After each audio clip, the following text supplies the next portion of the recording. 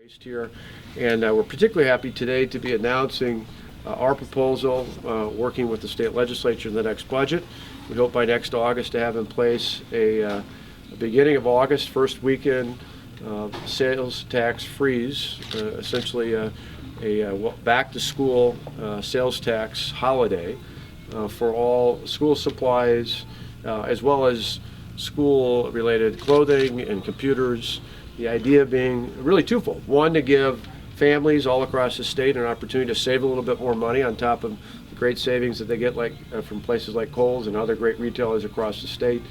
But then to take away the sales tax, just like we do, for example, grocery stores with necessities like food. People are buying milk or cheese or butter. They don't pay a sales tax on that. We think for many of our working families across the state, getting an additional break on top of the great savings that get at a store like this, that opening weekend, we're hoping to add an extra incentive for families to go out and save even more money on top of that by no longer paying a sales tax. Again, it would be on all school supplies. It would be on clothing up to $75 each. That's not in total, but for items up to $75. The idea being that we want to target it towards clothing that kids would be getting going back to school.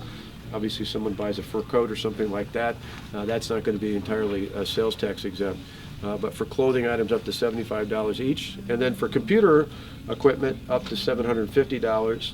Again, the idea being trying to target families sending their children back to school and giving a break on that first weekend in August as an incentive to get out and shop, which really ties into the second reason for doing this. And we want, particularly in this global economy, to add one more incentive for people to shop at stores like Kohl's and others, retailers that have locations right here in the state of Wisconsin.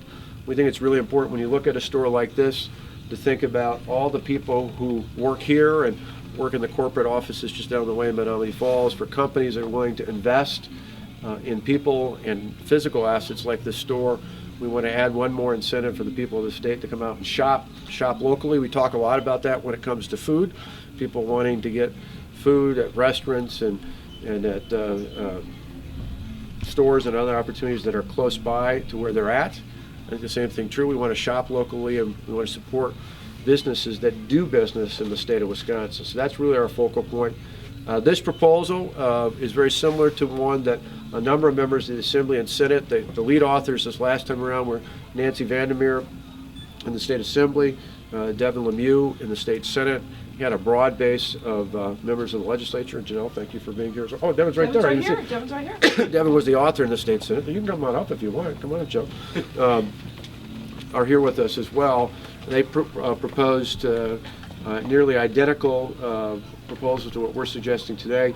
What we're going to do is we're going to put it in the next state budget. It was an idea that was brought up last session, but a lot of reasons, a lot of different issues up at the time. We think working together with the State Assembly and the State Senate, we put this in the budget. The budget's the one item that has to get passed each year, and we think it's an excellent opportunity to see this enacted. It will cost about $11 million with the way I just laid out the specifics. Excuse my cough, allergies. And the benefit of that is we can make a change in terms of a provision. We worked with the retailers on the state before, and by adjusting the timing of that in relation to credit cards, we can pay for that in this budget. Our proposal is to do a 2-year, 2017, 2018, so for the 2 years of the budget, the sunset it, and then come back in the next budget and do a full report through the Department of Revenue to see what the benefit is for families. We believe it will have a long-term benefit, and we just want to make the case and examine it just like Ohio and some of our other states within the Midwest have done as well.